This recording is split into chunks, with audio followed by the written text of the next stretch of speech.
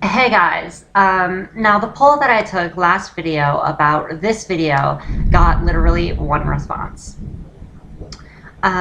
So I'm going to do the video, but first I think that I need to say, I'm incredibly happy that I have so many subscribers. I am literally 2 away from 300, and I'm incredibly happy about it. Thank you guys, I love you.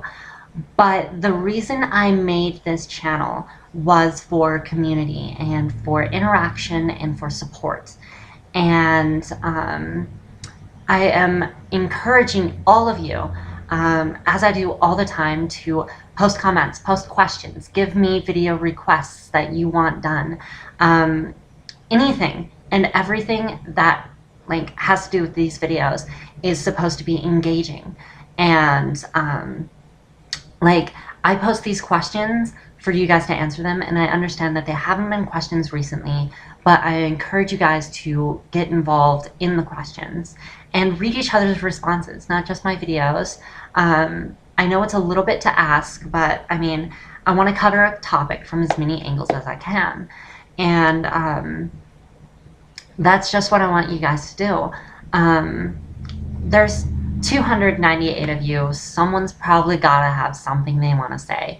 Honestly, I'm hoping all of you are watching my videos, but I understand that that's a rather idealistic premise, and in reality only like 170 of you or whatever are actually watching them, which is no big deal. I'm fine with that. It's just that I want to get the community flowing. I want to get a sense of community going in the videos. Now, before I start on this video's topic, I need to add a slight disclaimer. This is going to be explicit and it's going to be intimate, and I'm going to use as professional words as I can, and I might be beating around the bush, but the topic is explicit. So if you're like 13 or 14 and watching my videos, probably isn't the one to watch.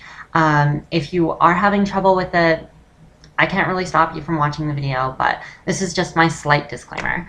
Now, the topic for the video is actually how dysphoria gets in the way with you intimately, either with a partner, in a hookup, or even alone.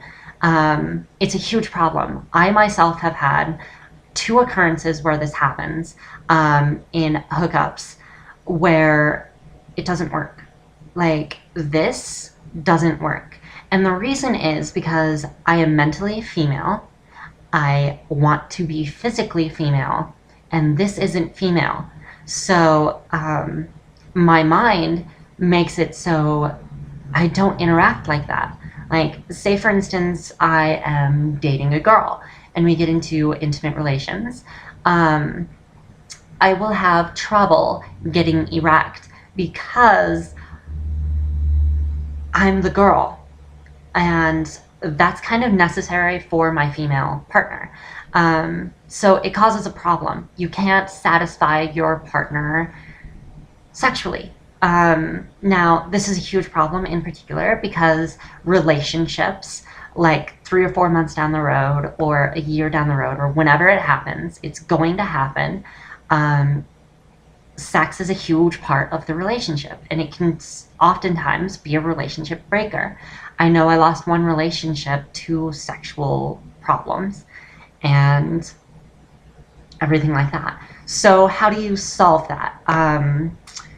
This topic was actually tackled at a community center event, a group, where they were talking about how they could not satisfy their partners, and the solution to the whole thing was seriously toys.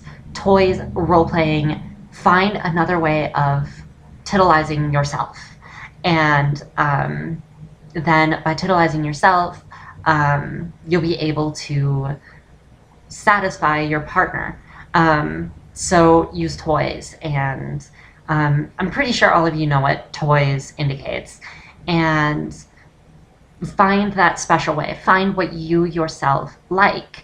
Like, I don't know what it is, but like for male to females, especially, we are girls. We want to be penetrated. We do not want to penetrate.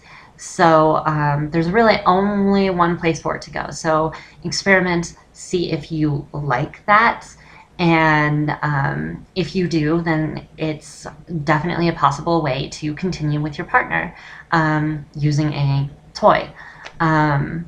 So there's that.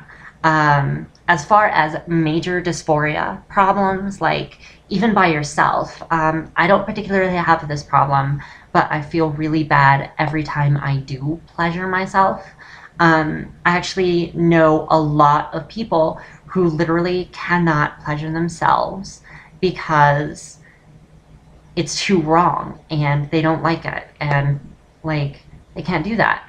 And it's a requirement for males. Believe it or not, it's not this that's doing it.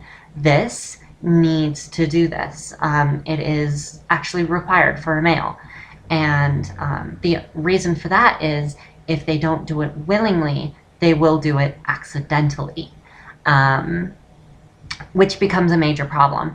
And your mind knows that, so it's going to do things. So as far as pleasuring yourself and everything, it's the same advice. It's just that you have to do it on your own. You have to find out what you like. I know I have my ways, and everyone has their own ways, but it's important that you figure that out. I know it's complicated in a sexual manner with transsexuals and their partners. It gets pretty confusing, and it's like you're either a lesbian or you're gay, and that's fine. It's okay. You can be straight or whatever, but no matter what you do, whether you go after a guy or a girl, if you're trans, it's probably going to be complicated. So you have to figure that out. You have to figure out what you like in a sexual manner, and you have to explore. I know that it's really awkward, but you have to. That's really all I can say. Either way, that's about it. The question for next video is not going to be as awkward as the topic for this one was. So I am in a interesting part of my life where I am on the other side of the fence, transition-wise. I have a friend who is going to be having her first RLE, her first real-life experience. And we already went out and bought clothes, and we bought makeup and lingerie and everything like that for her to wear on her RLE. And it's interesting because I'm not really too sure how to go about this. I do know that I need to minimize the nervousness, and by that I mean I'm going to another town and things like that. But I'd like to know, have anyone else been in this predicament where they are playing mentor to another transsexual, where they are taking someone else on their first time in public? How did it go? What did you guys do? And did it go well for that person? Did they find it to be a traumatic experience and then they didn't continue with their transition? Did they find it to be something that they wanted to do? And how are they doing on their transition now? So that's what I'd like to know. Tell stories, interact with each other, tell stories to each other, comment on each other's posts. That's what I want. There's a sense of community. There's 298 of you. I'm sure you guys can do this. Otherwise, just send me any messages if you don't feel that it should be explained in public. If you have any video requests, I'll be happy to take them. If you have anything, I'll be happy to take them. So that's about it. So thanks, guys, and love ya. Bye.